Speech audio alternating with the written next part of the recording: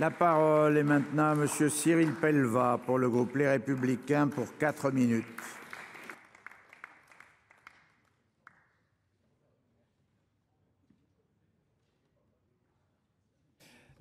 Monsieur le Président, Monsieur le Ministre, Monsieur le Président de la Commission de l'aménagement du territoire et développement durable, Madame la rapporteure, mes chers collègues.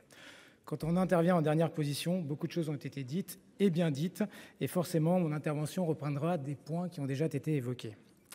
La France s'est fixé des objectifs ambitieux pour développer la fibre optique avec le plan France Très Haut Débit.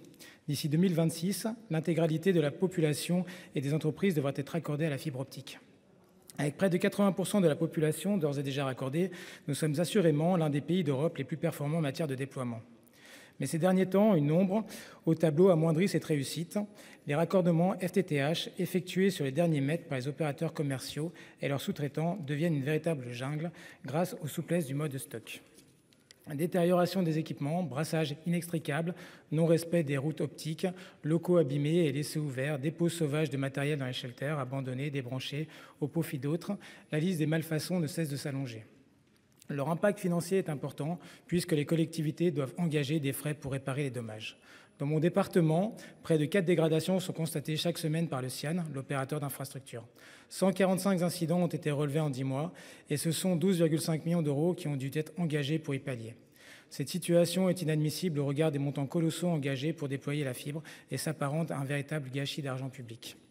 Monsieur le ministre, je vous avais interpellé le mois dernier à ce sujet et vous m'aviez répondu que le problème était probablement dû à l'accidentologie du réseau en lui-même. Or, les dégradations se rencontrent partout, y compris sur des réseaux considérés comme peu accidentogènes. Et il apparaît évident que ce sont dus aux mauvaises pratiques des opérateurs commerciaux et de leurs sous-traitants permises par le mode stock. Cette exception à la française, qui devait initialement être dérogatoire, mais désormais devenue norme, a en effet clairement montré ses limites. Certes, les opérateurs ont pris des engagements pour que cessent ces détériorations. Des formations labellisées ont été mises en place et un plan de reprise des points de mutualisation dégradés a été lancé, mais force est de constater qu'aucune amélioration ne se fait ressentir.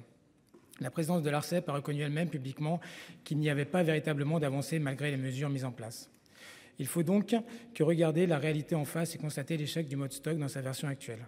L'adoption de mesures coercitives est nécessaire pour corriger le tir, la méthode contractuelle n'ayant pas suffisamment porté ses fruits depuis qu'elle a été initiée en 2018. Il est incitant de mettre les opérateurs commerciaux face à leurs responsabilités, ce qui est exactement l'objet de la proposition de notre collègue Patrick Chaize, que je ne peux que remercier pour son initiative. J'y souscris en tout point et je partage le constat établi. Ce n'est qu'en encadrant le recours à la sous-traitance, en clarifiant la responsabilité de chacune des parties prenantes, en renforçant les contrôles de la qualité des raccordements et en protégeant les droits des usagers que nous pourrons mettre fin à ces mauvaises pratiques. Les modifications apportées par la Commission de l'aménagement du territoire, j'en profite d'ailleurs pour remercier ma collègue Patricia Desmas pour son travail, sont bienvenues, en ce qu'elles permettent de renforcer la portée de la proposition de loi tout en garantissant la continuité du déploiement de la fibre optique. À ce titre, Monsieur le Président, on va accélérer sur le suspense. Je voterai bien évidemment en faveur de cette proposition de loi et je tiens à rappeler qu'un objectif rempli sur le papier à 100% de raccordement, mais avec un taux d'incident de 75%, ne permettra en réalité pas de considérer cet objectif comme atteint. Je vous remercie. Merci, cher collègue. Monsieur le ministre. Merci, Monsieur le Président. Je vais simplement apporter un éclairage sur le fondement de ce que monsieur le sénateur Pellevat vient d'évoquer en évoquant la situation dans son département de Haute-Savoie avec des problèmes très nombreux. Je crois que c'est le chiffre de 145 000 qui a été rappelé, qui sont liés à l'accidentologie du réseau. Et je veux dire deux choses. La première, c'est que dans les plans de reprise que j'ai rappelés tout à l'heure de ces réseaux défectueux, celui du CIAN, celui de la Haute-Savoie, n'en fait pas partie. Je souhaite qu'il puisse en faire partie et je souhaite qu'avec l'autorité de régulation, nous puissions obtenir un plan de reprise en bonne et due forme pour ce réseau. Ça, c'est la première chose que je veux dire.